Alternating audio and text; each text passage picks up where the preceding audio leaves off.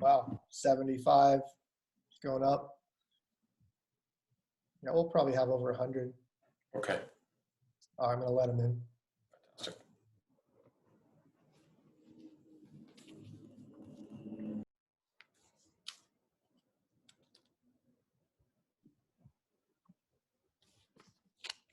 How you doing, Paul? I'm good. Coach, how are you? Hey, Paul. Good. Great to see you. Hello, everybody. Hey, good morning, everyone. Morning. Morning, guys. Morning. Morning. Great to see so many faces here. Some of us aren't that good looking.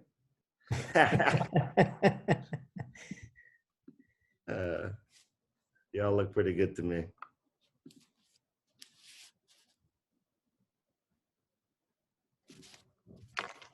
Tom, what part of the globe are you in today? Well, I am in Tokyo. I'm pretty much grounded here since my last visit over a year ago. Probably around exactly this time, I was in Houston with Paul for 10 days, and since I came back to Japan, I've been stuck here, I guess. Yeah. Well, we hope to see you soon.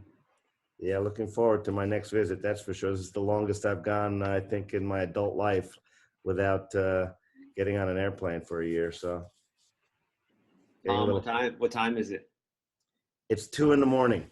Oh, But I wouldn't miss this presentation for anything. So I'm pretty excited about it. Good morning, everyone. Morning, Shaq. How are you? I'm well, thank you. Thanks for inviting us. Much appreciated. Absolutely. How's life in Puerto Rico? It's very good. You know, the weather is good. The food is good. Culture is good. We enjoy it very much. I'm gonna come visit you there one day. Oh, I hope that it happens soon. How are things in Houston? Well, we had the winter freeze, which was, I'm sure you heard about. I did. It was a miserable week for a lot of people, but we got through it, and we're back to. But it's over, right? It's over. Excellent. Glad to hear that. Well, good morning to everybody. Good morning. Morning. All right, gentlemen and ladies and gentlemen, welcome. Thank you for joining us today. Really special presentation today with someone that I've known for a number of years. I actually had the honor of meeting Doug when I was on the Academy Director course with U.S. Soccer, and he did presentations there, as a kind of a teacher of teachers. And I mean, Doug is known around the world. You know, his book, Teach Like a Champion, is kind of the book that most everybody knows in the educational world. I got it right here. I still look at this one and read through these techniques in here all the time. And it's, for me, you know, when he connected, you know, the coaching world with the teaching world, it just made so much sense that we're in the education business. And, you know, he's written a new book right here, which I actually just got 2 or 3 days ago. And literally you take a page and you read through one page and your mind just explodes with illumination of teaching, like how much is into teaching. So for me, it's like a little bit of mandatory reading. But I basically just DM'd Doug on social media, and I said, Doug, we do this every month, Partners in Development, once a month. It started off really small, you know, but it's all about development. Man, would you like to come on and see this and be part of this? And Doug was so gracious, and he said, of course. So, you know, I'll introduce Doug, but Tom, if you want to say anything, I know Tom is in Tokyo right now. Tom and I have been working hard on some school projects here in Houston, which is cool. But I'll pass it over to you, Tom, and then maybe we'll go to Doug. Get going. Yeah, real quickly. Hello to everybody. I see some great familiar faces out there. I'm very excited about this. Not to put too much pressure on Doug, but this is a guy who goes around the world. Everybody wants to hear him speak. Everybody reads his books. He's got such wonderful insights into teaching and coaching. They kind of go one and the same. But this is going to be a tremendous time. I've got my pad and my pen ready to roll. And as some of you might know, my favorite phrase is, if you're the smartest guy in the room, you're in the wrong room. But today I'm definitely in the right room. So with further ado, Doug, take it away, and good luck. Well, thanks, Paul, and thanks, Tom, and thanks to all of you for just for being on the call and being so intentional about doing this important work as well as you can. I love education, and it's my day job, but I'm also a former soccer player and have 2 of my 3 kids play the game, and I'm just immensely grateful to everything that coaches do. It's been such a profound experience in my own children's growth and development. So I love to think about just the potential that we as coaches have to make that happen for every young person. So thanks. I'm going to just share my screen here for a second, just to kind of guide the presentation a little bit. My focus is going to be on the topic of perception today, which I think will be useful to you, and maybe in even some surprising ways. If you wouldn't mind, just as a couple of preliminaries, just mind updating your screen name. I'm going to ask you to, I think the presentation will be more interesting and useful if you're actively involved. So I'm going to ask you to chat a bunch of times and share feedback in writing through the chat function. So I can ask you questions about what you've chatted if I can see your name correctly when that comes up. And if it's possible, if you wouldn't mind having your camera on, it's really helpful for me as just as a presenter to know, do you look interested, are you nodding as I'm talking about something, so I should keep talking about it, or do you look bored to death and I should move on to the next topic or adjust my presentation, etc. So if you feel comfortable turning your camera on, it's a gift to me, and I'll try and pay it back to you, and I'll do the presentation. So away we go. And my topic, like I said, is perception, and I want to take kind of a scientific view of perception. And so one of the most interesting things about perception is just how profoundly it influences everything we do, often without our realizing it. This is a quote on perception from James Clear's book, Atomic Habits, which you may have read, but it also echoes a lot of things that I found in David Eagleman's book, Incognito, The Secret Lives of the Brain. But Clear says, the human body has about 11 million sensory receptors. Approximately 10 million of them are dedicated to sight. Experts estimate that half of the brain's resources are used in vision. So half of what your head is doing at any time is just processing the visual world. And then he goes on to say, 1, visual cues are the greatest catalyst of our behavior. In other words, we do the things that we do because of the things that we see. And so if we change what players see, what athletes see, or what learners see, it will often change their behavior. So what you see can lead to a big shift in what you do. And a couple things you might take away from this is that, or you might take away from just a study of perception, is that we react unconsciously most of the time to what we see. Eagleman has this great quote where he says, a little bit of awareness of how your vision and your cognitive processing work is helpful evolutionarily, but only a little. And most of our our function with vision and perception is unconscious to us, so we're not aware that we're doing it. And even the conscious part we presume is automatic, that we just look at something and we see it, but that's not the case. And that will become really interesting in the second half of my presentation, I hope, when we talk a little bit about coaching. But here's a quick case study on perception, and it comes from baseball.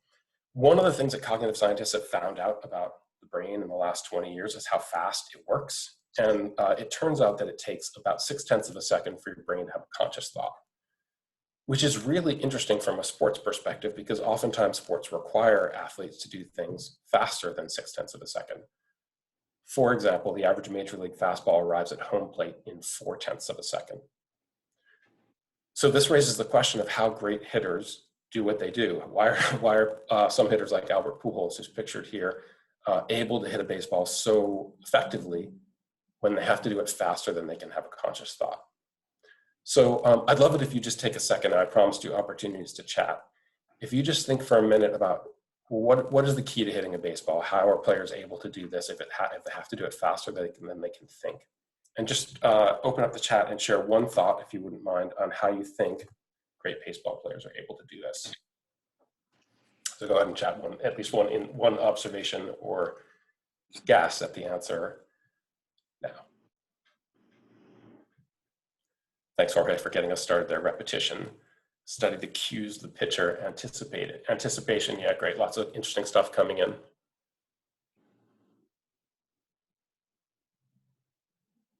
Yeah, they're able to perceive patterns.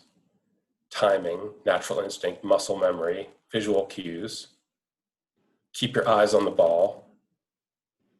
Recognizing patterns of pitchers, different delivery. Yeah, great. Lots of really interesting comments coming in. Please keep them coming in. It's fascinating because, in part, because people were wrong about this for a long, long time. And so for a long time, people thought the key to hitting a baseball was reaction time. It was the speed, it was the batter's speed and reacting. And so they spent a lot of time training what they would call, fast reaction among batters. And then as cognitive science got more sophisticated, they actually started to test some baseball players on their reaction time. And the reason that Albert Pujols was pictured on this first slide is because they actually tested him, and he turned out to be below average for the adult male population in his reaction time. Not below average for major league players, below average for the adult male population. And so it turns out that it's not reaction time that is the key to hitting a baseball, and it is something that several people mentioned in the, David, I noticed you mentioned this, a couple other people mentioned it. It's reading cues from the pitcher before he delivers the ball. So a batter like Pujols perceives cues from the pitcher's body motion before he releases the ball, the angle of his shoulder, the position of his wrist, etc. And he basically knows before the ball arrives what's going to happen. So he's hitting the pitcher as much as the ball. And then what cognitive scientists would say happens here is there's a perception and action linkage. So he equates this perception of what's going to happen with his knowledge of how to swing the bat. And this process circumvents the working memory, which is the site of conscious thinking. So you could say that his perceptions don't just inform his decisions, but when they have to be done at speed, the perception often is the decision. And so what he perceives and how well he perceives it is as much a part of the skill of hitting as the swing. In fact, you could say probably more, though we probably coach it a lot less, which is, I think, where it gets really interesting. Because Pujols himself, athletes themselves are not aware that this is how it happens. If you had asked Albert Pujols, why are you such a good hitter? He would say bat speed. But I always work on making my hands fast. So fascinatingly, the key to his greatness is invisible to him. He doesn't really know that he's doing it. He doesn't know how he learned to do it. Like, was this some accident that some coach early in his career, was it an accident that he started attending to the cues of pitchers throwing the ball? Did some coach direct him to it? So his success relies on subconscious perceptive processes that reflect accrued visual experience, which is a point that several people made in the chat. You learn to look, and then looking helps you learn, but this process is invisible to players. It's not automatic. Not everyone accrues this experience at the same rates. It's lucky chance for baseball players and for soccer players often who learns this. So I'd love to just ask to give you a second with that thought bomb thrown at you. What can this tell us about teaching and learning in the game that we love, in the game of soccer or football? So we'd love to just give you another chance to chat now. It's a judgment-free zone, no right, no wrong, but what's one way that this might apply to either teaching or learning in the realm of soccer? Go ahead and chat if you have a thought. Thanks for joining in, everybody who's kicking us off already.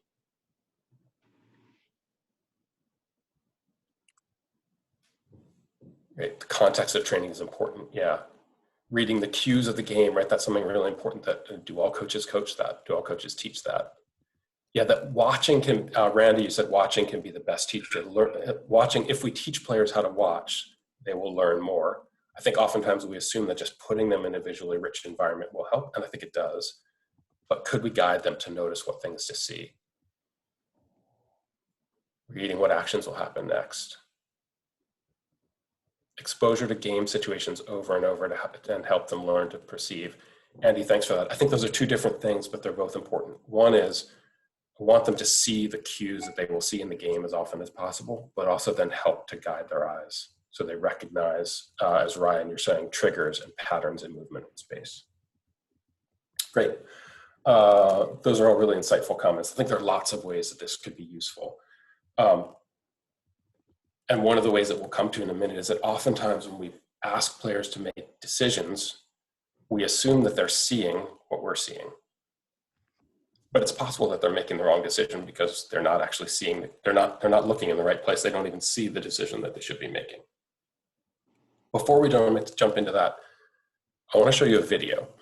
And this is a video of two musicians playing, and it's in part, it's about the contrast between expert performers and developing performers. And in part, it's about the role of vision in performance. So these are two piano players. Daniel Beliawski is world-class, and his student, Charlotte Bennett, is a very, very good musician, but she's not quite world-class.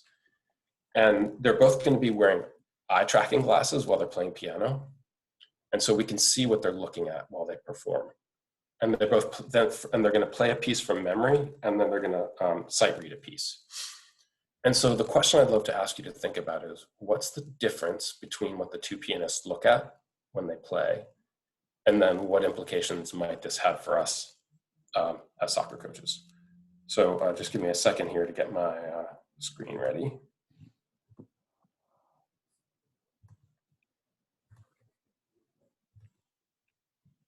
Oops.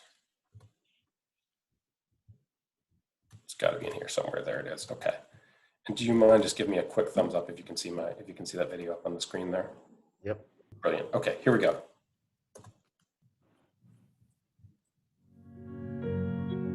I'm Daniel Beliawski, and I'm a professional pianist. I've been playing for 33 years. I am a professor, a filmmaker, and a Steinway artist. You guys ready? Yep, look at the camera. Okay, look at Alex. Look at me. All right, Muna. Good. All right, go ahead.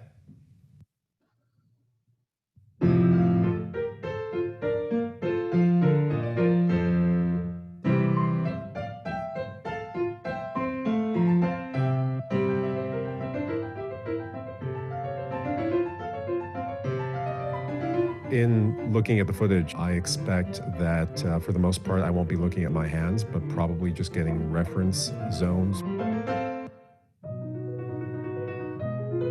For the more involved pieces, I will have to at least coordinate where my hands have to go. So I'll look probably ahead of where my hands have to be.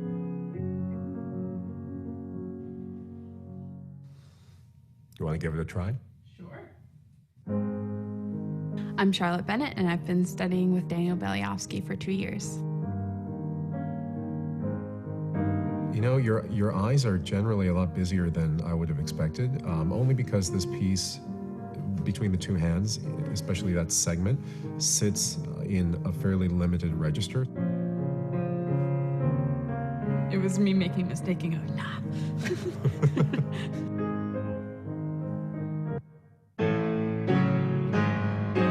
Getting pretty dizzy. Yeah. Same thing. How come I don't feel that way when I'm playing?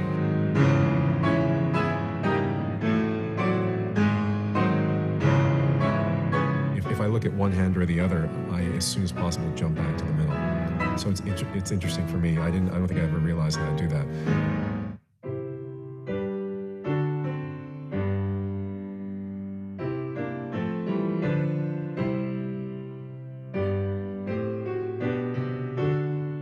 In sight reading, you have to be a little bit ahead of where your hands are, so the eyes have to be ahead, and I find it interesting that I kind of scan vertically as well as linearly, horizontally, so I'm going up and down, and I'm scrolling along. Both things were in peripheral vision the whole time, so you weren't really looking directly at one thing or the other.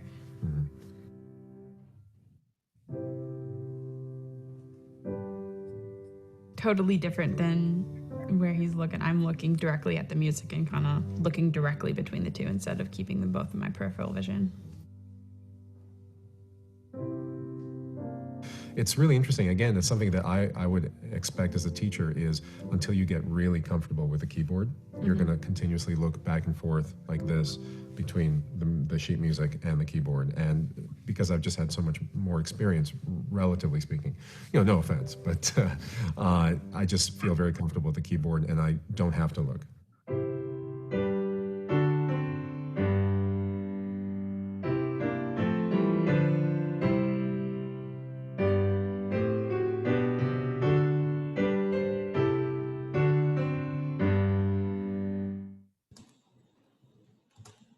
Okay, so we'll pause there. And I just want to give you a second to jot down some notes to yourself, 15 or 20 seconds. What you take away?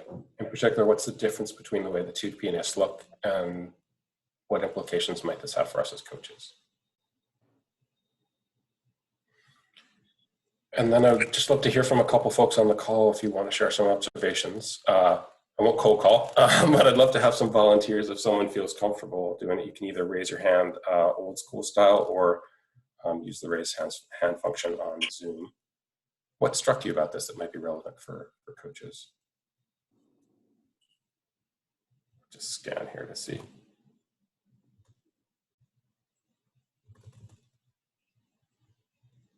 Great. Maybe I'll just ask a couple people. I'll cold call a couple people, and if you don't have anything to say, just say pass. But I would love to hear David Dendrink. I thought you had a great comment before on the question about pictures. Anything you noticed here about perception? Good to see you again, Doug. I would just say that the pro is his movements are much more focused. And overall, he seems much more stable in terms of, or controlled in his movements, and therefore his head's not moving all around as much. Seems to have a little bit more control of his actions in his response to even reading the music. So he seems much more controlled and sort of balanced or stable. Anyone want to pick up on that theme of controlled, balanced, and stable? Especially there are a couple of this there's a bit of data at the end of the video that tells us a little bit about what they're looking and how they're looking. I found like almost confidence or certainty in what was next. Like, you know, like Dave said, there's stability there, but I'm sure there's the confidence as well.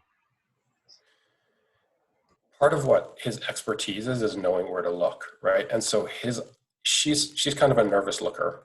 And he's not. I'll develop that point in a minute, but I just want to let Andy jump in and maybe develop that point. Yeah, that's what I was going to say. It almost seemed like he knew what to look for, so he had to look less. Like I kind of like that there was a little heat map of their looks. Like she was kind of like this, and his was so focused he knew exactly what he needed to see, even though he didn't know what he needed to see really. Yeah, isn't that fascinating? When he's watching, he says, "I wasn't aware that I did that." But when they look at his scanning and her scanning, and obviously scanning is hugely important to a soccer player, you would think that an expert would take in more information than a novice, and that the mark of his expertise would be that he sees more on the field. But in fact, he sees less, or he looks at fewer things because he knows what to look at. And so she has this sort of nervous scanning that she's looking everywhere for the data, and he knows what's signal, and he knows what's noise, and he knows where to let his eyes rest. And so he's actually calmer and looking at the most important things. And I'll come to this in a little bit, but there's a ton of research on this, that it's the same for athletes. And so a novice hitter standing at home plate is scanning nervously, looking at the crowd, looking at the pitcher, looking for different signals. But Pujols, his eyes are resting calmly on, or maybe going calmly from like hip, elbow, wrist of the pitcher repeatedly and steadily. And so one, he's gathering better information, but two, there's a calmness about the gathering the information that you can clearly see she's not feeling. David, Don, Andy, thank you for your insights so far. What else did folks notice about there's a lot more we can learn about vision for a performer in this video. Anything else that people were either thinking or weren't sure about? Ironically, Doug, just to add one more comment, this is the same process as drawing. So portrait drawing, the more calm you are on the ability to see shapes is very, very similar to what you're discussing here. People go, well, you know, they do this drawing on the left side of the brain. This is about the process of visually seeing and being able to control what information is coming in, reading the cues, controlling the information that's coming in a very similar fashion. That's fascinating. And as I understand it, also in drawing, it's learning to see what you actually see as opposed to what you think you see, what you presume that you see. It's learn to see accurately. Yeah. Well, and part of that was my comment about his stability. When your head is moving all around, it changes the angles that you're looking at something, and therefore it's constantly changing. Where the more stable you can control your movements, the easier it is to see what you're actually seeing. Yeah, great point. And so scanning, obviously there's a ton of research on scanning, and scanning is really important.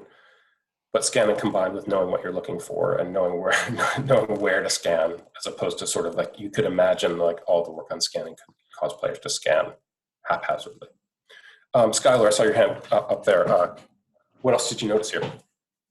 I got the impression that because he was higher skilled at piano playing, and allowed him to be more relaxed. And I think with players on the soccer field, when they're more skilled and they don't have to watch the ball into their foot, for example, it allows them to see more. They can take more without having to focus on the mechanics or watching the ball into their foot. And also, I've noticed with myself, as I've gotten older and more comfortable with the technical pieces of soccer, I can just kind of relax and see the field and be able to see more just by that relaxation of the sight and not trying to pay attention to so many things. Those are a couple of things that stuck for me. Those are hugely important. Thanks for calling them out. And I think they're absolutely true. He actually articulates this. He says, because I'm so much more comfortable with what my hands are supposed to be doing, I don't have to look around as much. And so this is really interesting that, you know, automaticity with skill, especially relates, I think, to a lot of Tom's work, which is when you're automatic with skill. Some people think that a focus on skill is the opposite of a focus on decision-making.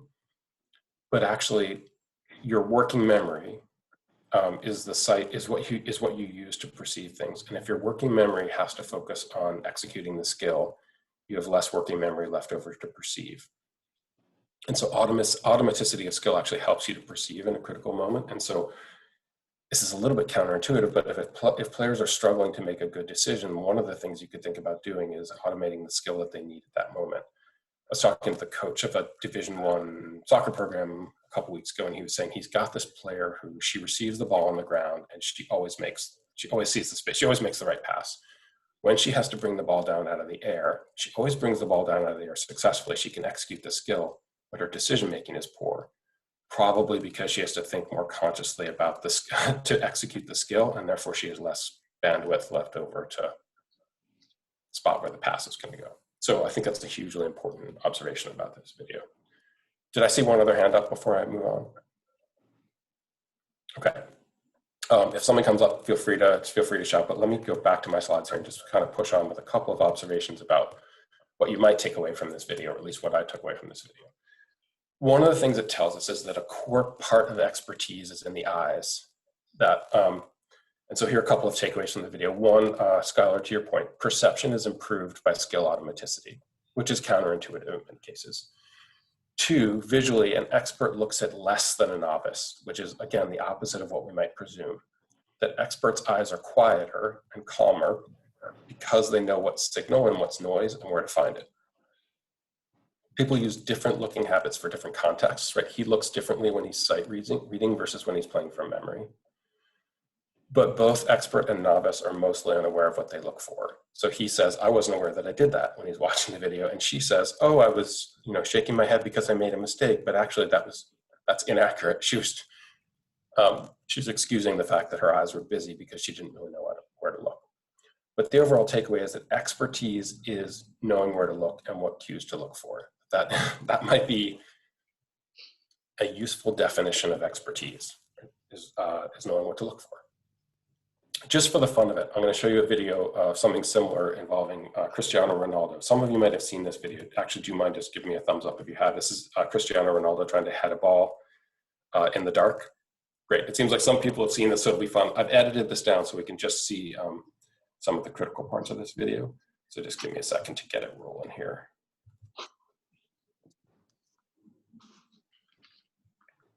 Okay.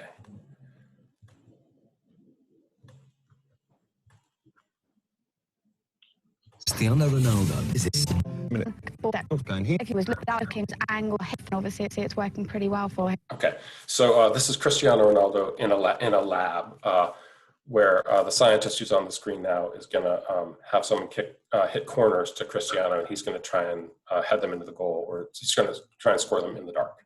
It's the same way as studying any other subject, learning a new language, anything like that. You build up experience, you learn the basic rules of grammar in the different words that are available to you. And so as you become more fluent in the language, you don't need to think about it as much. But what if the conditions are very far from normal? Can Ronaldo still hit the back of the net if all the lights are turned off? we're hoping that you'll have picked up some advanced cues from Andy's body position, the shapes, the positioning of his feet and his hips, and therefore will be able to tell exactly where the ball's going to go and get yourself in the right position, even though you can't see it. Okay. Dark! Light! All right, that's one straight in the bag.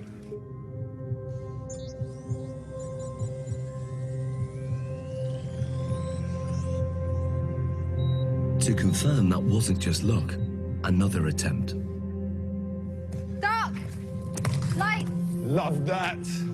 Be careful. And the replay?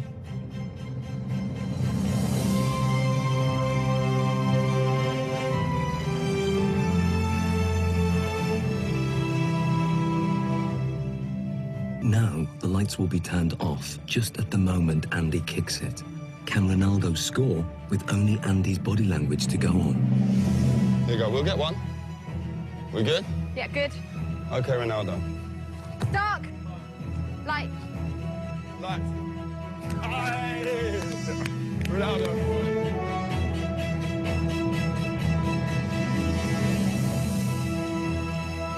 That was a great finish. This is great, because I imagine the ball is coming. I scared to go with the face, so I go with half chest, half shoulder, and then put the ball inside. Quality. All right, mostly that's just for fun, to show that that it does apply in the soccer setting. But interestingly, if you were trying to teach a young player to anticipate corner kick or something like that, you might say watch the ball. But as the light's going off, when before Cristiano Ronaldo hits the ball, it's actually watching the body of the server that's more important. So perception is often, again, like much of the important part of perception is we're not aware of. Sanjeev, I saw your hand up there. Let's go ahead and jump in. Hi, Doug. Thanks for showing that clip. I did a whole session around that clip this summer. Oh, cool. And, I wanted to get answers on it because I had ideas in my head, and I have ideas, but I didn't know if they were good or not. So the reason I did that session based on what I saw from Ronaldo was I wanted to do, I put obstacles into place. And so little dummies where the player could at least see the ball and the body of the player that's going to deliver the ball, but they couldn't see the ball coming at them at certain points, and then had to react to it as it's about to come right to them past the dummies. So as the player was moving to show into the box, the player running with the ball, they were able to see the movement of the player running, and they were able to see the player hitting the ball, so crossing the ball. So basically the player, and I didn't explain it to start with, but in my mind I was thinking, okay, the player's going to study the way the player passes the ball, how fast they're running, how hard they hit the ball initially, but then it's going to escape from their eyes because it's going to be blocked. And then at the last moment, they're going to be able to react and try to finish on goal. And so as I went through the session, I noticed that the player started to see the ball better, understand everything. And I started to give little cues. I was like, okay, watch the player's body when he hits the ball. And so they start to watch the ball, and then the body. Then I said, watch the speed of the ball. And then they watch the speed of the ball. So I just kind of pieced it all together layer by layer so that, little by little, over an hour, the player's going to get better, right? And surely enough, obviously there was huge success by the end. Can you tell me if I was on the right path in terms of educating the player to see these things, and is there benefit to what I was doing? Yeah, thanks for asking, and thanks for assuming that I know the answer. I think in all candor, the short answer is I don't know. Like, I should just be honest that I'm guessing too. But my hunch is that this would be a productive activity because, if nothing else, what the exercise was doing was forcing players to be more attentive to vision while they're playing, right? By making it harder for them to observe, you're focusing more of their attention on the visual process, and what you remember is what you think about, a cognitive scientist would say. And so I wouldn't expect that you would see a profound difference, maybe, or an enduring difference after one run through of the exercise. I would think it would need to be like a habit, and that over time you're trying to teach players to see. But I think it's a really interesting idea, especially because I've never heard of a coach doing this before. I'm trying to have players think about what happens at the time when their vision is blocked, which constantly happens. I immediately was thinking of like goalkeepers, where that's such an important part of their success. So I think it's a really promising and compelling idea, and I hope you'll let me know how it goes and whether players seem to improve. But it seems like a really smart approach, and if nothing else, like focuses players on the role of vision, because players are not particularly aware of how important vision is to their own success. Thanks for that, Sanjeev. I just feel like I think it's like really important, because if you think of a winger coming into the box to cross the ball, the winger typically might not be in the vision of the striker because there's going to be a defender in front of him blocking the cross.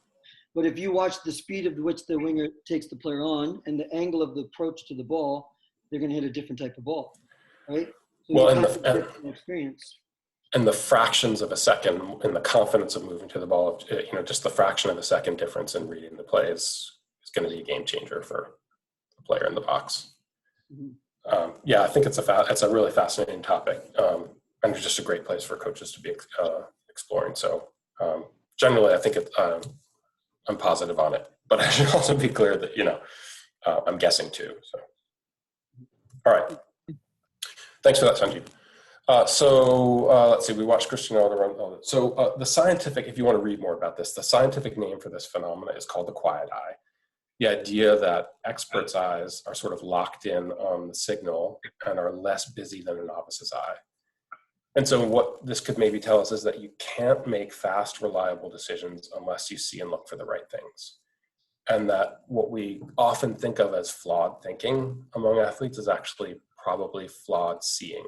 That we presume it's a bad decision, but it actually boils down to the fact that the player wasn't looking in the right place or didn't see the right thing. It was obvious to us that the winger was open, but they never saw the winger. And so if we want better decisions, we can think about helping players to look more effectively, which it sounds like that's what your crossing activity was doing, Sanjeev, which is what's so interesting about it. And so perception often is decision-making, or what we call IQ or instinct, because it's really, the linkage between perception and what's in long-term memory is the only sort of thinking that players can do if we're asking them to make decisions faster than 0.6 of a second, where it happens a lot. And then the last thing I want to say about this is there are a lot of unknowns. In rugby, for example, they now know that elite kickers look at the point of the ball when they kick the ball. Does that mean you should tell a young player to look at the point of the ball when they're kicking a rugby ball? Could be really productive, could help them. Also could be that it's a correlation and not a cause, and that telling them to think about putting their eyes in a certain place distracts them. So I think there are a lot of unknowns here, and I just need to acknowledge that. But one potential application that I think is interesting to think for would be to shift more towards perception-based questions when we're trying to socialize decision-making. So oftentimes we might, let's say we're in the midst where we're playing 8v8 and a player makes a poor decision, plays back into pressure and into numbers when there are numbers up on the opposite side of the field. And we might say, stop, David, what should you do there? And I think an interesting approach would be to replace the decision question with a perception question. Pause, David, what do you see? Or, David, what should you look at in this situation? And so one way this might play out, I'll give maybe a clearer example, which is, let's say I've got a center back who fails to drop off.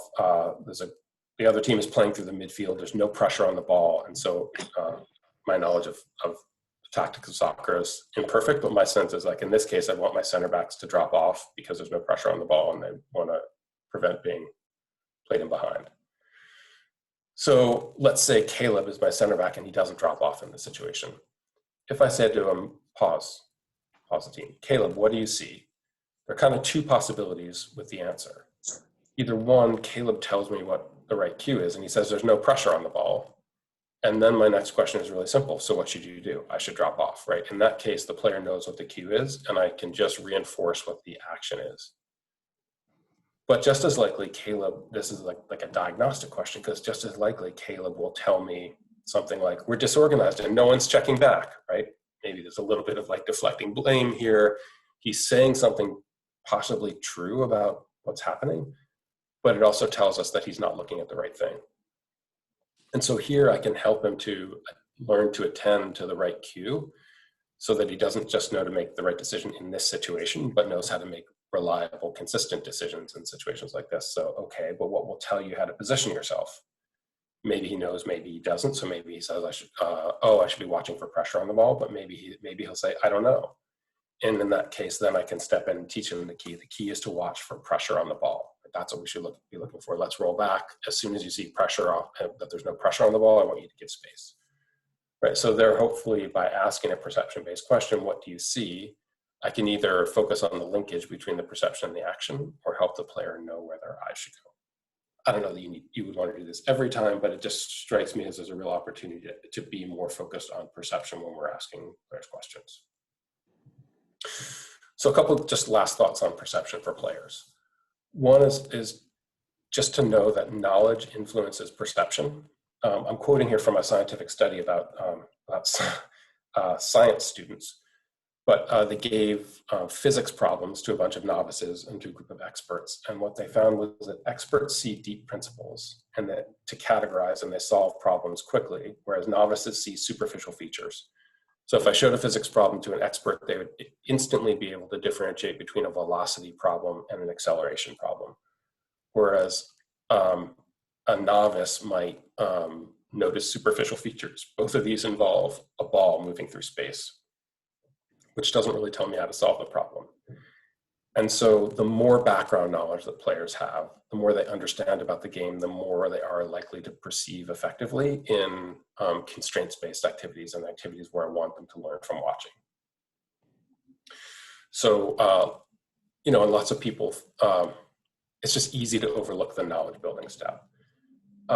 2, I should expect players not to see what's obvious to me as a coach and be prepared to explain it, right? Because you as a coach are an expert and they're still novices. So you will notice things. You'll notice dozens of things that they don't see. And being prepared to explain that to them without frustration is critical.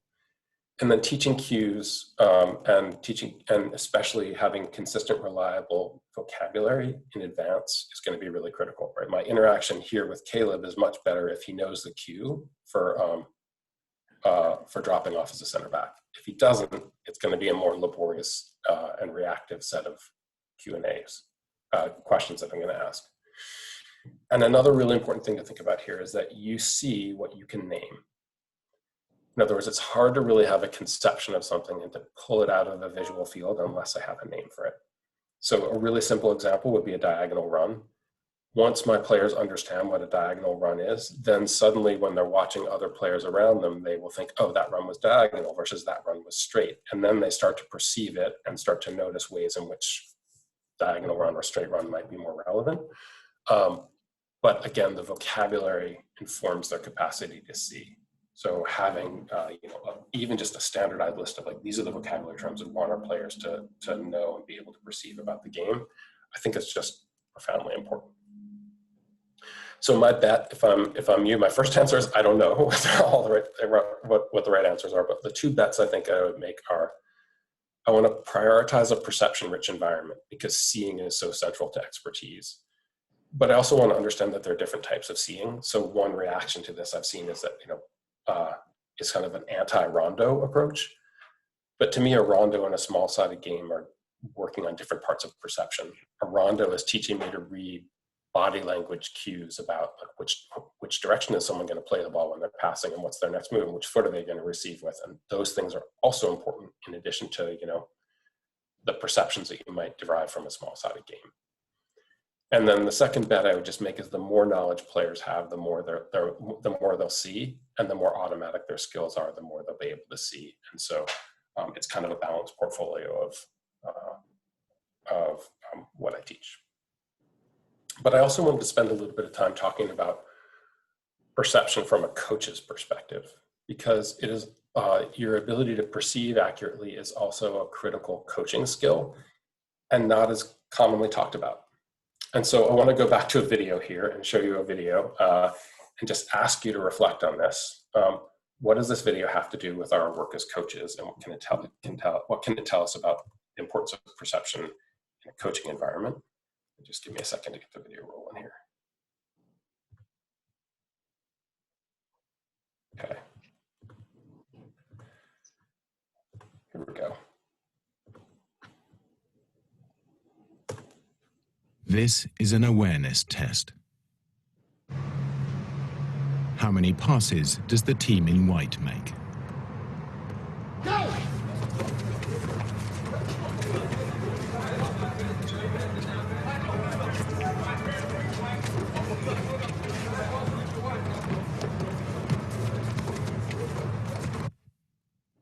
The answer is 13. But did you see the moonwalking bear?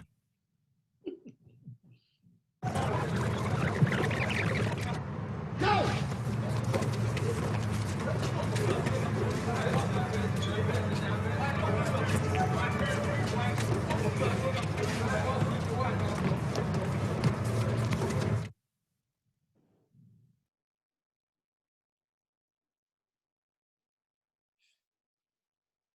All right, we'd love to just go back to the chat here and give you a minute to, I'd actually want to give you some time to think about this before you chat. So I'm going to give you 45 seconds just to think about the question, what does this have to do with the job of coach?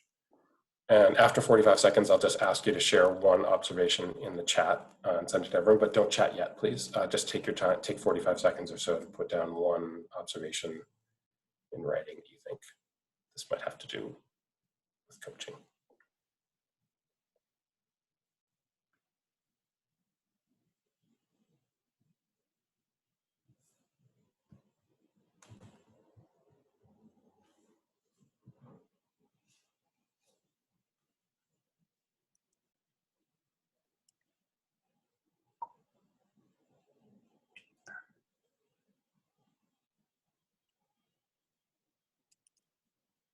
Okay, when you're ready, go ahead and share in the chat one observation about the video. Thanks, Ivan, getting us started.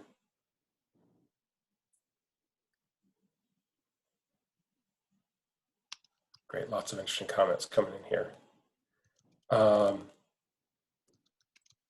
Yeah, these are fascinating. Is it Ivan or Yvonne? Do you mind just kicking us off? Would you mind just talking a little bit about, you said what you think you see is not always the big picture. Can you just tell us about that a little bit?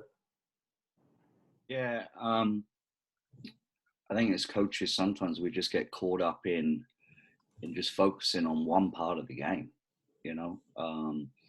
There's 11 players out there and they're all involved in the play at all times. And it's very easy just to get sidetracked into, you know, if you're in a game on your own and you've got no assistance, it's hard not to focus on certain things and then miss the big picture at the end of the day. It's just my personal thoughts on that, you know? Yeah, it's important, and just from a humility standpoint, we will always miss things that are in plain view in front of us when we're coaching. It could be the most important thing. It could be a secondary thing. It could be, you know, like we have to be intentional about what we look for, but we have to realize that things that are right in front of us, we can just as easily miss, especially when we're focused on something else, which is just, I think, really, really important. So thank you for getting us started with that comment. And let me just go over here. There are so many fascinating comments here. Jorge, you said we only see what we want to see and miss out on other things. Do you mind just talking about that a little bit? Yeah. Good afternoon, good morning, everyone. I think it's just when we're only focused on one thing, basically we're just kind of got those blinders on, so we miss out on a lot of things. I mean, I didn't catch a whole lot of the video, but I've seen the video. Yeah. So like whenever I saw it the first time, I understood what that meant. So as coaches, and I think somebody mentioned it earlier, we're only focused on one little thing. There's so many things going around. So, I mean, that's why it's difficult whenever you're coaching and by yourself to miss out on those things. So here at our club, we kind of just, you know, help each other out. If there's another coach available, he comes over just, you know, to help us not miss out on, you know, things, because we're focused where the ball is.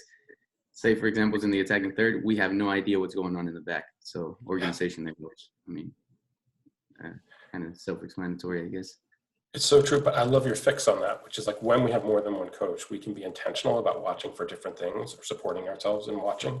Because, I'm sorry, someone just said, use the phrase tunnel vision in the chat. I'm sorry, I'm not going to go back and try and say what it was, but great point. We always have tunnel vision. when we're coaching, inevitably. And so it's just, it's something we just have to manage about our own perception.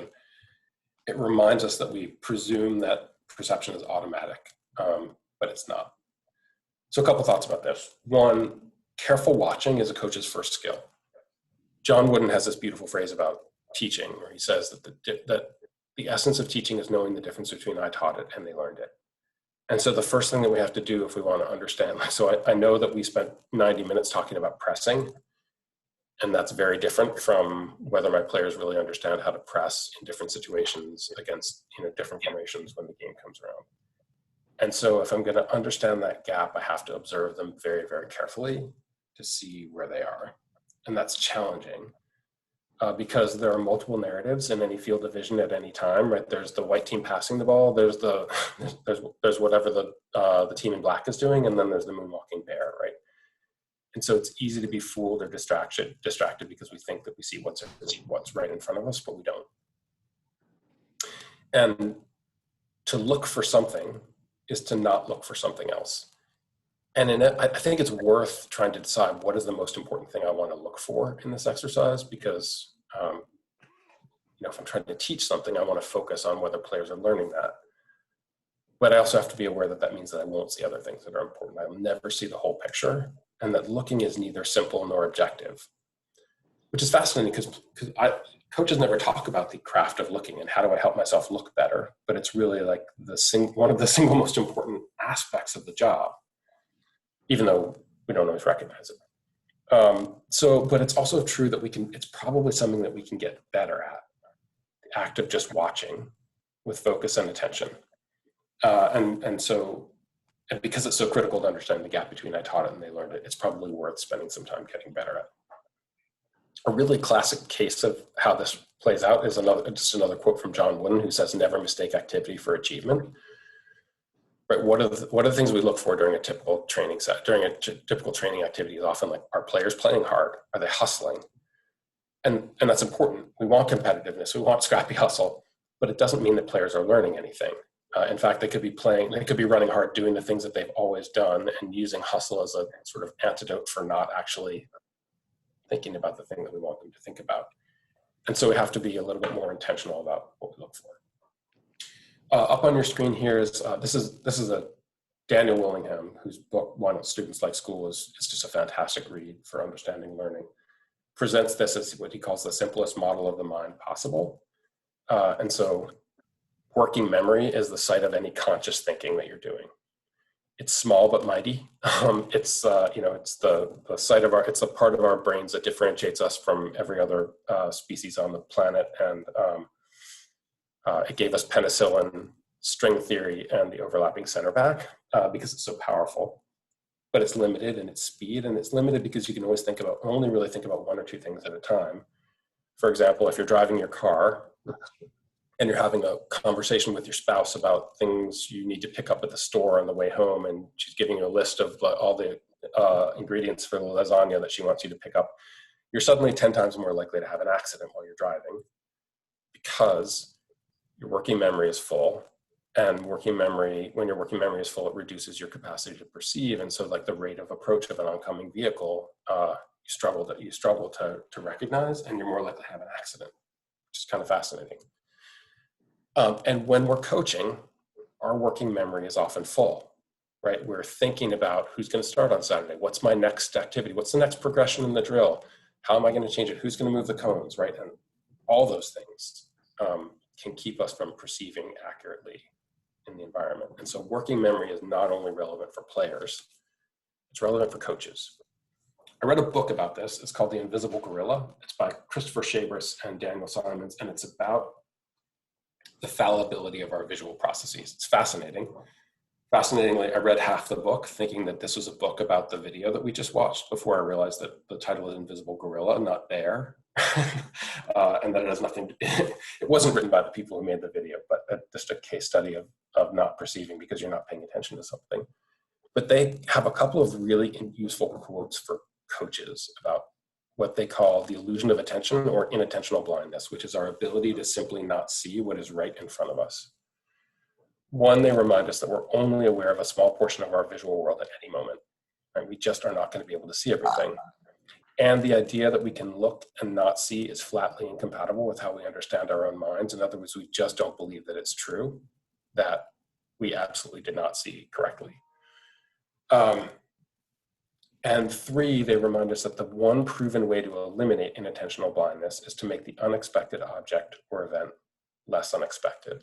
In other words, to prepare for what we want to see so that we're more likely to see it. One little side note here, they also say, we have limited attentional resources, and devoting attention to unexpected events means less attention available for our primary tasks. They're describing here the story of a radiologist who, he's a radiologist who he reads breast cancer scans in women. And so they did a test on this woman. The person who did it was an interventional radiological test where they insert one of those, like a wire into your thorax to run dye in there. And someone left the wire in this woman's thorax. And so she was having symptoms. And 3 or 4 radiologists looked at it, and the wire is in plain view, and they did not see the wire. And so what they proposed was like, so how do you deal with situations like this? Well, they suggested it would be great to have 2 radiologists look at every scan. One of them is looking for the thing that we think is most important. Is there a tumor there? Then you have a second radiologist who's scanning for secondary problems. What else might be important that's happening here? And it just struck me that we often have assistant coaches with us. We rarely have conversations with our assistant coaches about who is looking for what, right? I'm going to look for what our first touch looks like and whether we're changing the point of attack. And I want you to look for everything else. Or I'm going to look for first touch and I want you to look for changing the point of attack. But one of the best ways to attack a complex visual environment is actually to be intentional about what we're looking for and divide the tasks, which is kind of what the authors are describing here. And I think that's a place where a little bit more intentionality among coaches could be helpful. But in complex environments, unless we consider what's most important to look for, we risk our gaze becoming random or easily distracted. And deciding what we should be looking for and tracking it like data is a critical teaching action. And I want to now show you an example of what this looks like in a classroom, because I think this is a teacher who's really, really good at looking well and understanding what his students are doing in ways that I think are really transferable to classroom environment. So this teacher's name is Denarius Frazier. He's a math teacher in Brooklyn. And he, he works in this Bed-Stuy, if you're familiar with Brooklyn. It's a neighborhood where not nearly enough kids go on to university. 100% of Denarius's kids went on to university. They do fantastically in the SATs. He's really a great teacher. And what's so fascinating about what makes him successful is how carefully he looks, how he treats observation as a form of data, and then how he reacts to it in real time. So I'm just going to show you video from his classroom and we'll dissect it bit by bit. I'll pause it a couple of times. And I just would love to focus on this idea of how does he make it so that he's more able to perceive where his students are in their pursuit of mastery. If you're a mathematician, they're working on long division with polynomials, which is pretty complex stuff. So let me just get the video rolling here. And I'm going to pause it a few times to ask you questions about it. All right, so this is the beginning of Denarius's class. He meets them at the door, he greets them, they come in, they sit down at their desks, and there are 2 problems up on the board, which he calls the you do too, which they just sit down and start right away. So when the video starts, this is sort of, they've already started working on the problems, and this is his first interaction with them as a class. So we're about 85% of the way there for problem number 1 in the you do too. I'm coming around to check the quotient. All right, I just want to pause there and think about that phrase a little bit. He says, I'm coming around to check the quotient. Love to just hear some observations about how does this influence what his students are doing and thinking as they're completing these problems.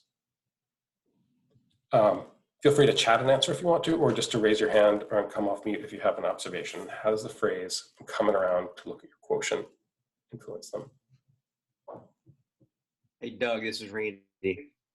Great, jump in. He's providing them a hint on what they need to be focusing on. Yeah, great. So that already.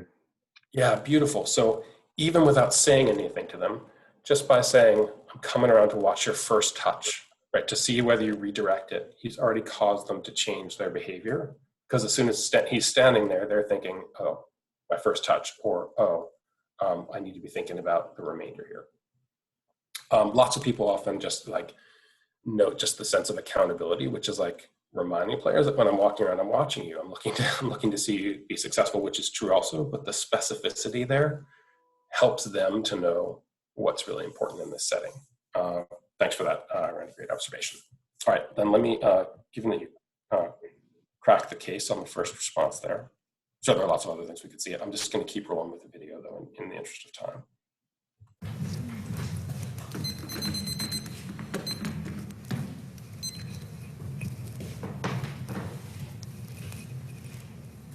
Killing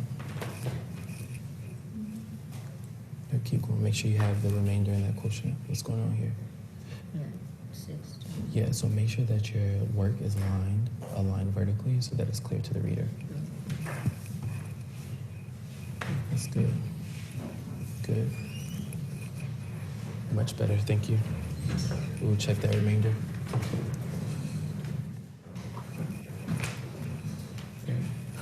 Check that remainder based on this number here, right? You added a placeholder for something that wasn't there. This is another method that's going to be noted. All right, I'm just going to pause it here for a second. We'll come back to the video, I promise. But one of the things we were talking about was just the constant challenge of observation in a complex environment, right? How do I see accurately what's happening to my learners? Any observations here about what you see Denarius doing that's unusual or powerful or useful to a coach?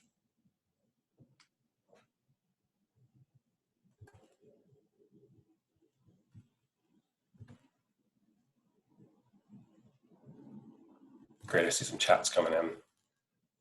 Yeah, specific feedback with a calm demeanor. Yeah, he's really calm. He has specific feedback for every student. Any thoughts on why he's able to give such specific feedback there?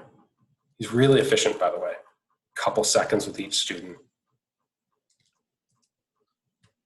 Personal support, puts himself, yeah, great. Let me just ask one person.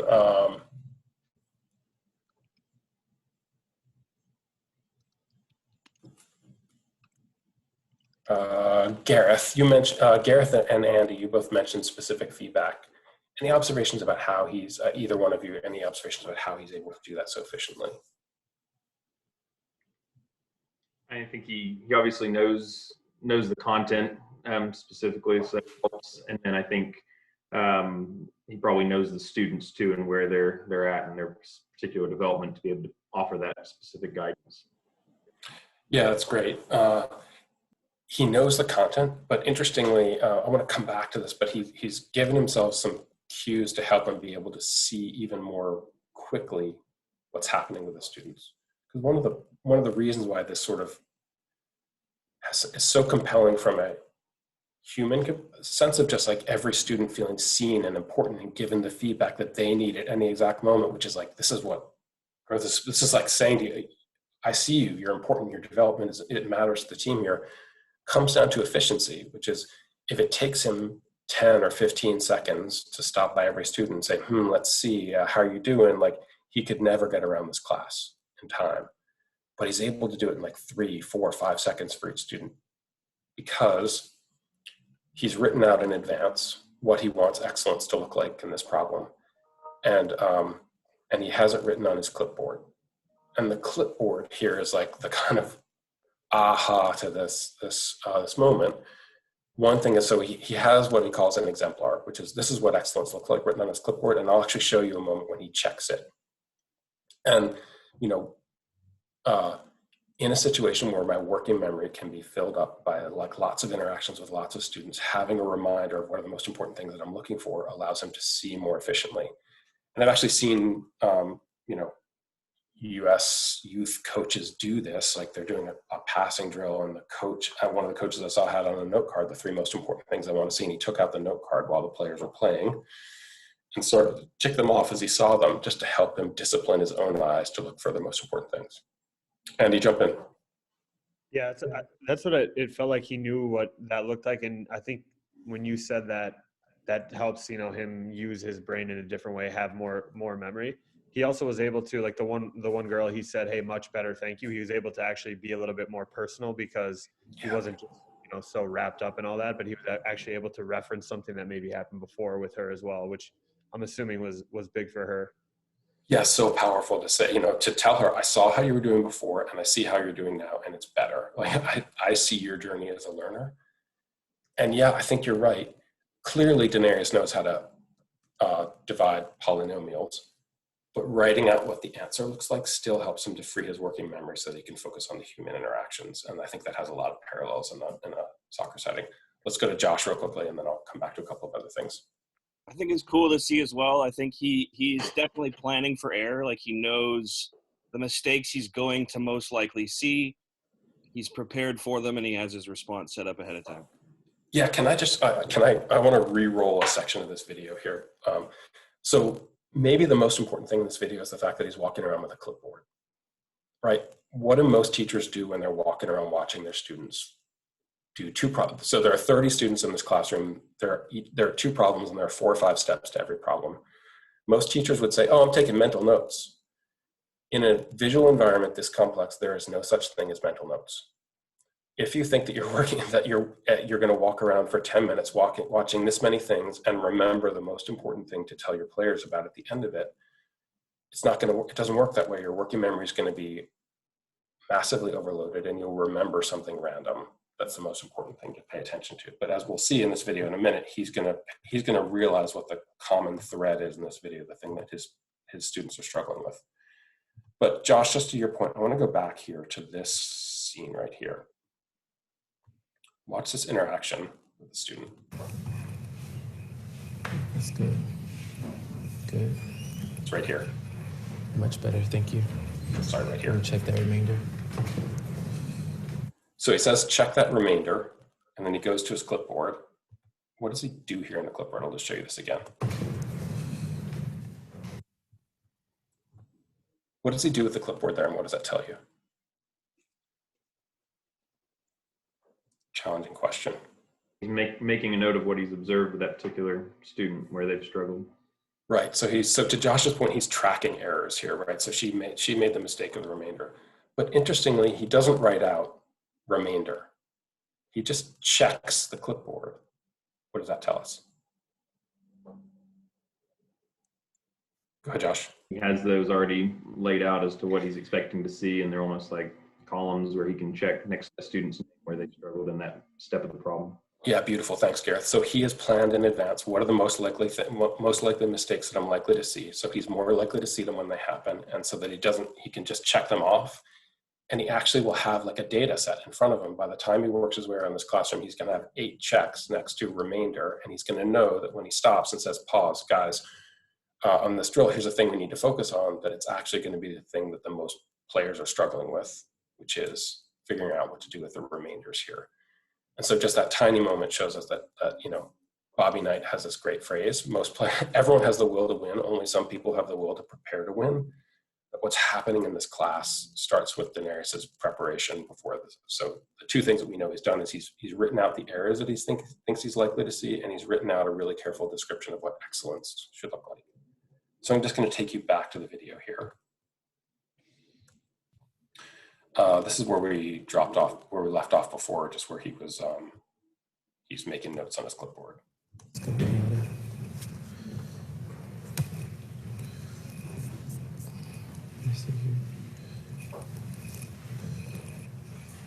Check your remainder here. Watch this.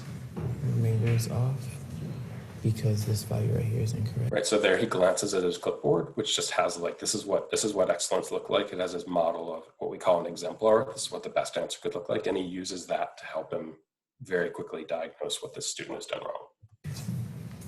Same for you.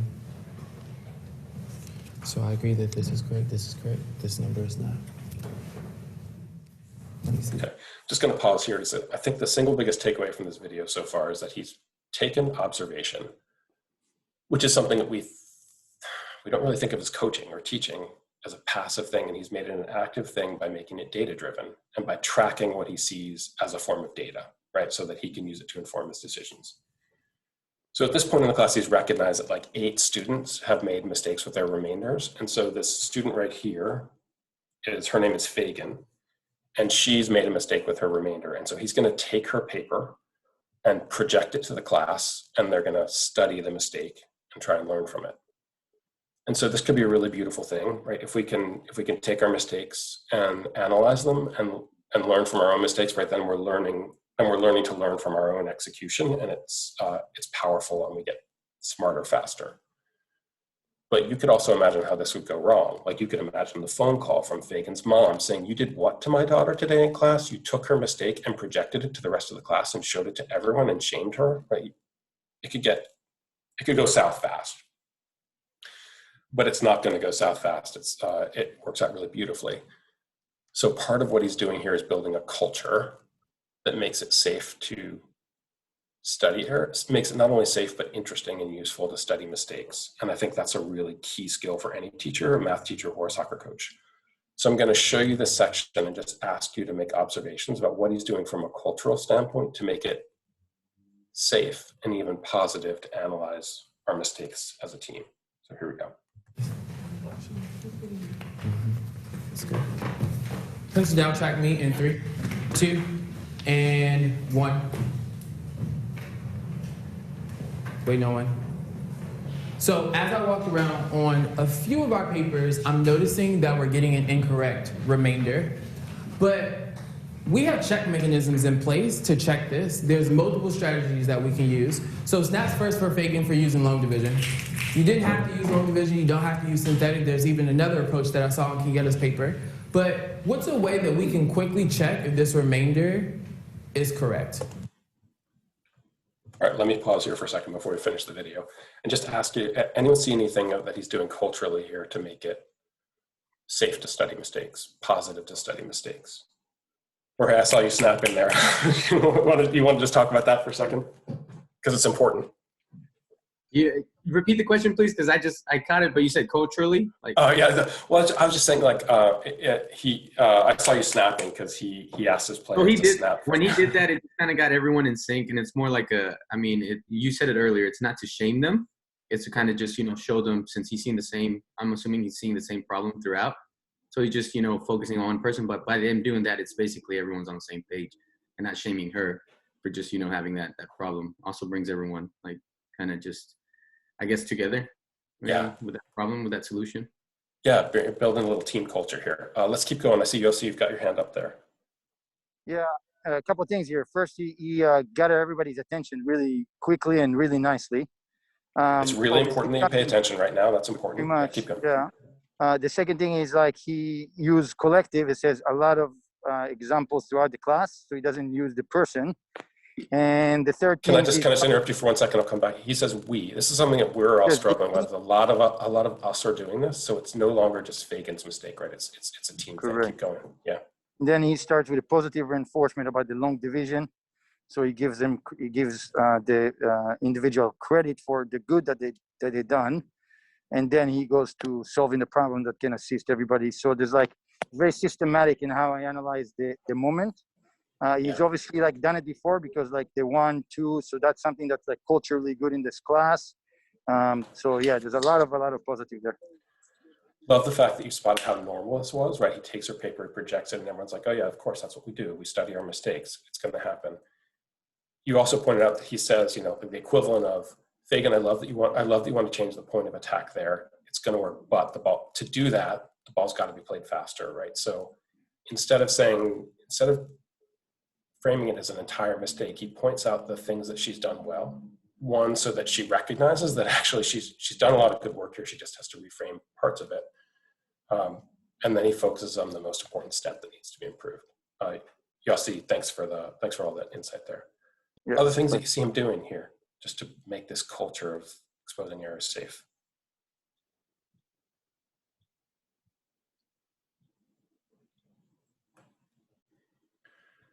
Great, so we'll come back to this, but the name for this is a culture of error, right? If I know that that my goal as a coach is to understand the gap between I taught it and they learned it, if my players are going to try and hide their mistakes from me, it's going to be 10 times harder to understand that gap than if they willingly share their mistakes with me and in fact think they're kind of fascinating.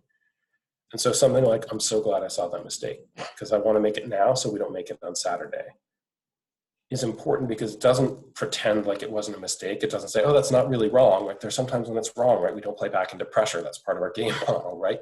I love that you wanted to go direct there, but that's not the right decision here, right? So this is not being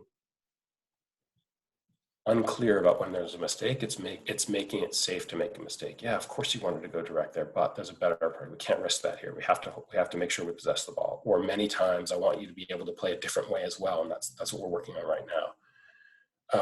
And so that we call that a culture of error.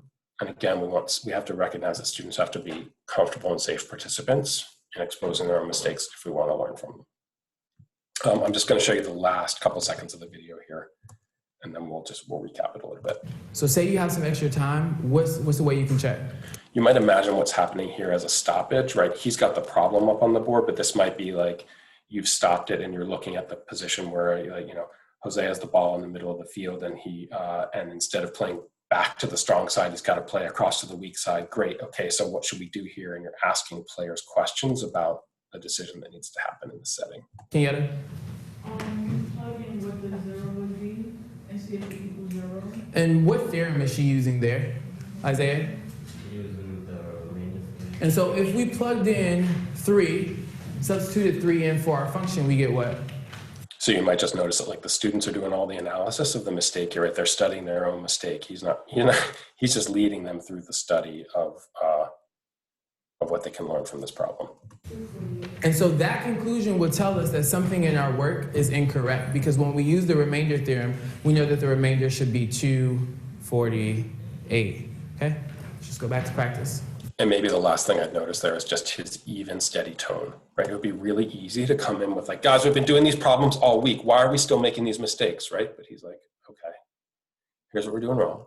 What's the solution? How do we fix this? Great, back to practice. And so just that emotional constancy in the face of mistakes makes it safe for students to share the struggle with him. And so it kind of results in everyone learning faster. So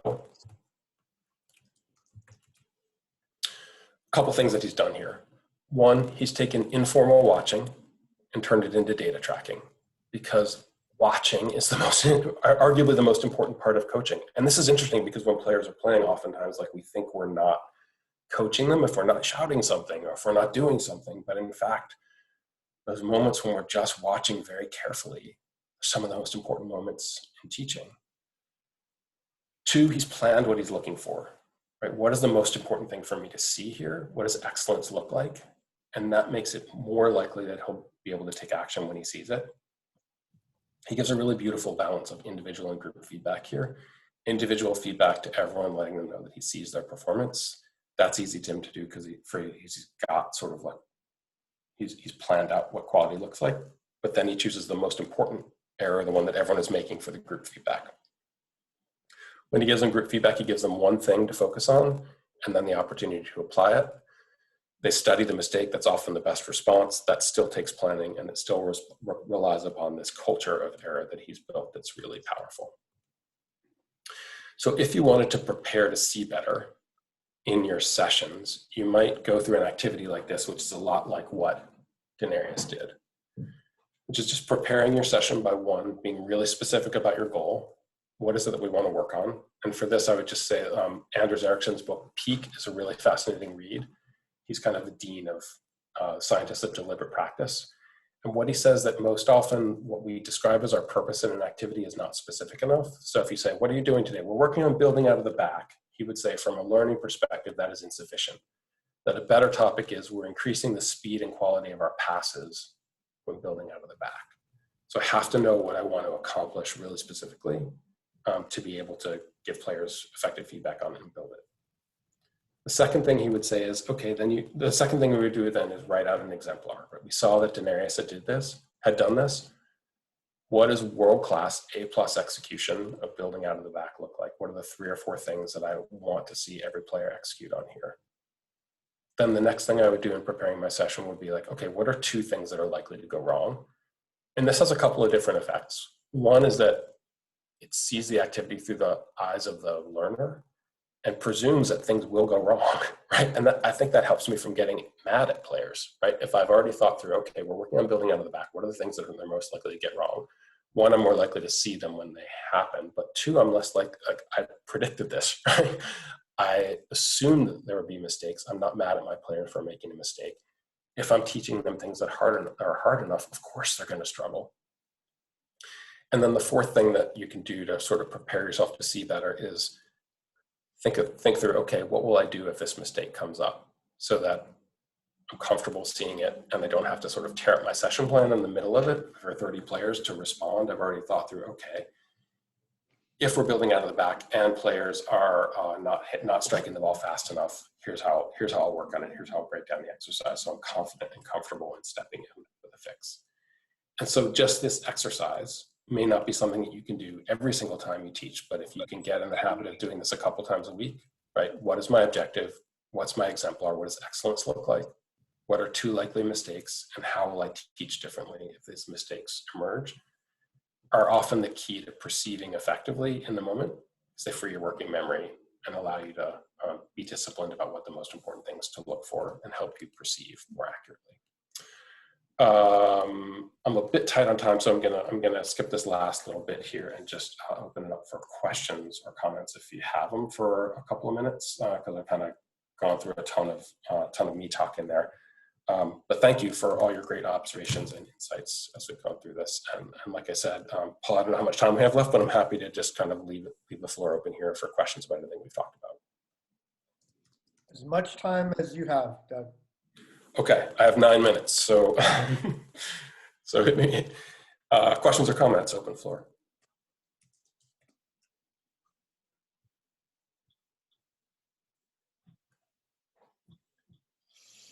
You could chat them too if you're more comfortable.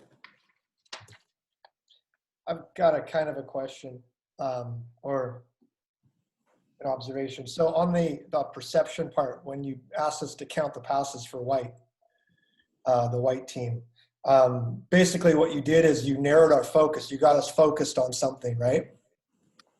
Now, if you had asked us, count the white team, right? And then what else do you see, right? So you layered on another kind of objective or focus on that. What have they done that study? What would that have done?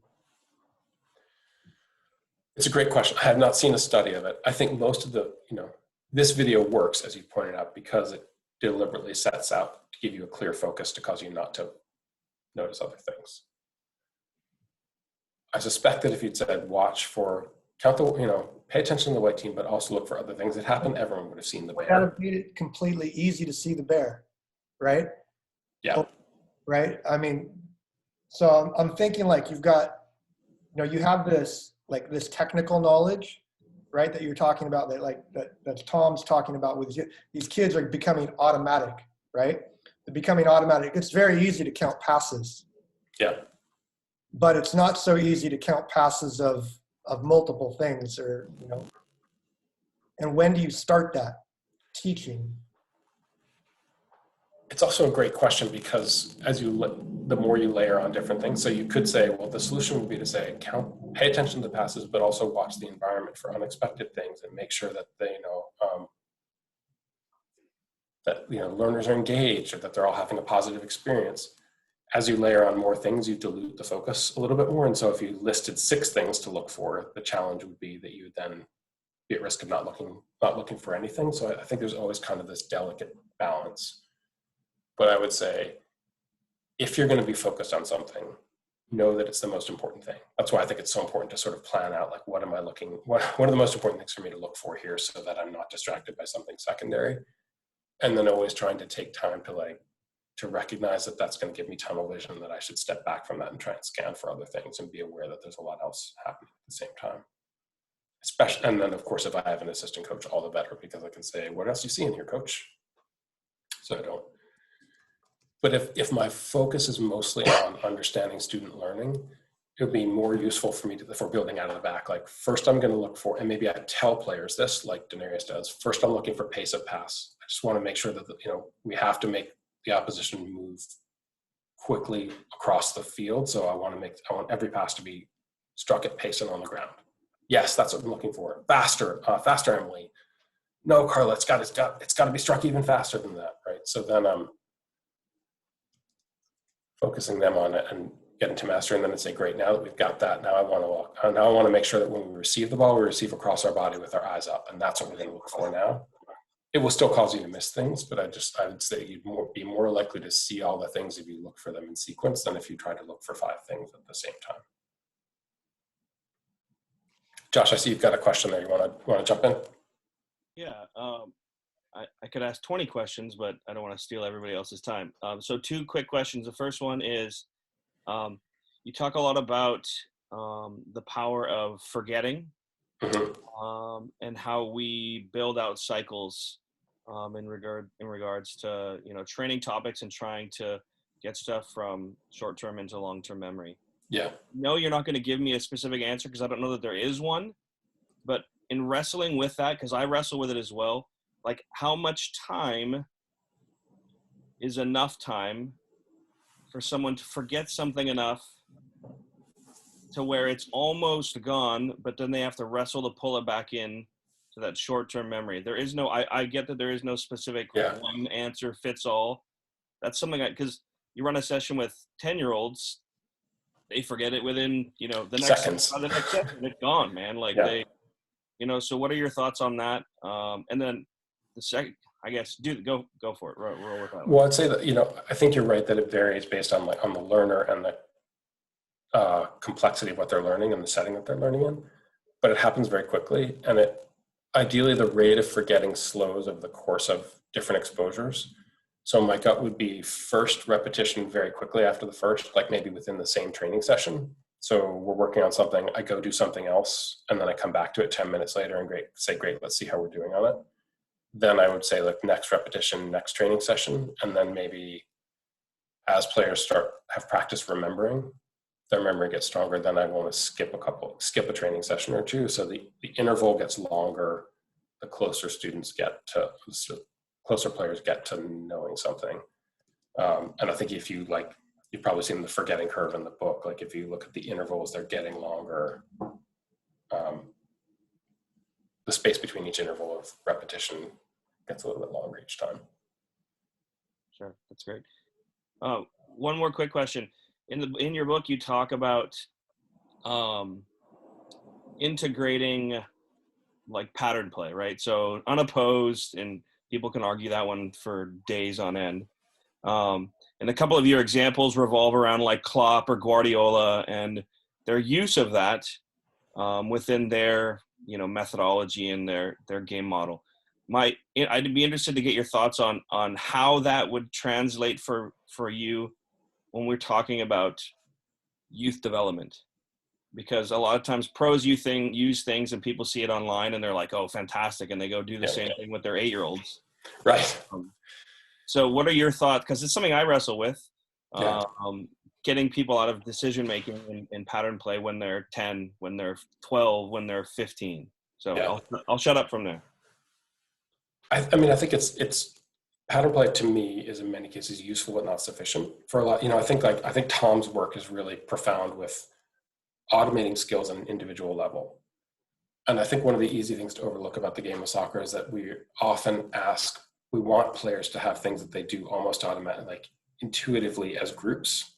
Up, back, and through is a classic example of that, right? And so many of the times I want players to execute on that faster than their working memories can recognize. And so I want them to be familiar with a set of naturally occurring combinations that are critical to our approach to play. And I think that patterns are one way to build that in, if I'm intentional about it and I understand that that's what I'm kind of trying to accomplish, and they fit with my game model, and I understand that that's like it's the equivalent of the skill acquisition phase where I'm like practicing my ball work as an individual so that my working memory can be free, that I can then make decisions about when to implement it. And then I would need to implement in an environment with with actual opposition. So I'd see it as kind of a like preliminary phase, understanding group skills before I introduce opposition. At least that's my sense. And I think it's interesting. I had a conversation with Jesse Marsh a couple of weeks ago, where he was talking about right before his players go on the field, he wants them to visualize the most important things for them to do.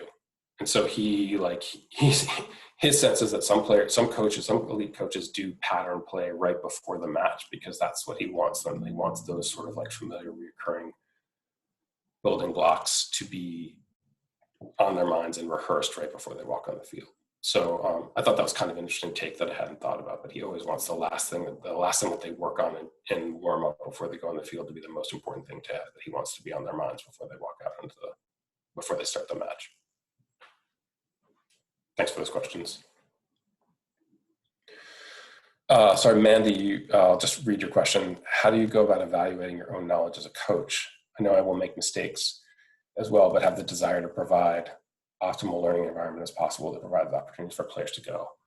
I just think, like, as long as you're asking that question, you're going to be okay. I think the problem is when you no longer ask yourself the question of like, am I doing it right?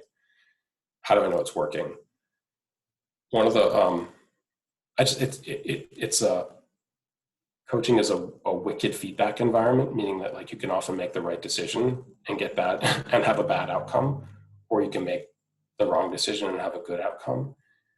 And so I think like the truth only becomes clear to us in the aggregate by watching really carefully for how hundreds of small interactions are affecting player learnings. I just think like awareness and sensitivity to the issue is the only response. But I'd say it's also great to be watched as often as you can by other coaches and get feedback, and especially videotaping yourself and studying your own videotape. There is nothing quite as humbling in a good way as seeing yourself on tape and getting feedback on it from a colleague. I've got time for one more question if someone's got a burning one out there.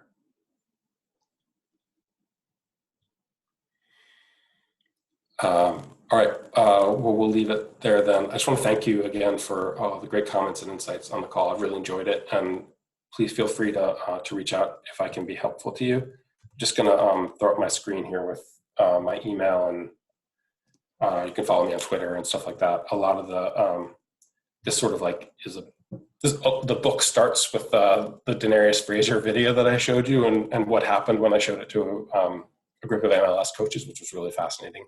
So hopefully that's a good starting point for the book if you're interested. And again, thank you for all that you do on behalf of young people. Be well and keep in touch. Thank you, Doug. Thank you, Doug. Thank you. Very welcome. Thank you. Thank you. Thank you. Thank you. Thank you. Thank you. Thanks for jumping on, everybody. Glad you were here. Thank you very much. Thank you. Thank you.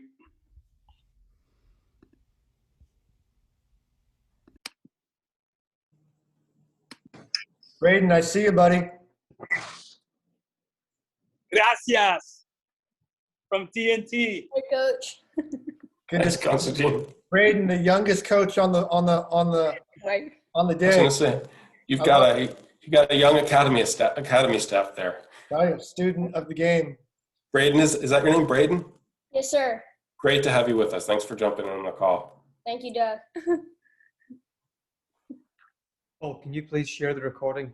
Thanks for setting this up. We had a few that were unable to be here. My phone almost blew up because we were limited at 100, and I must have about 100 messages on my phone right now. So, yeah, we're going to I'm probably not going to send it out individually, but we'll probably post, if it's all right, Doug, maybe we can put it up somewhere if you like. If not, we can send it out as to individuals. Whatever you want to do with it's great. Thank you, Doug. Thank you, Paul. Thank you, everyone. Paul, I'll give you a call later on this afternoon. Let's do it. Thank you. Very welcome. Thank you. Paul, if you'll forgive me, I got to dash to my next thing. So Thanks for giving me this chance. I really enjoyed it. Love the conversation. And Tom, great to finally connect at last. Yeah, thanks, Doug. I'll be in touch. Thank you very much. I look forward to it. Great. Thanks, guys. Thank you, everybody, for coming on. Just appreciate it. It makes you really, you know, really think about the art of teaching and coaching, you know.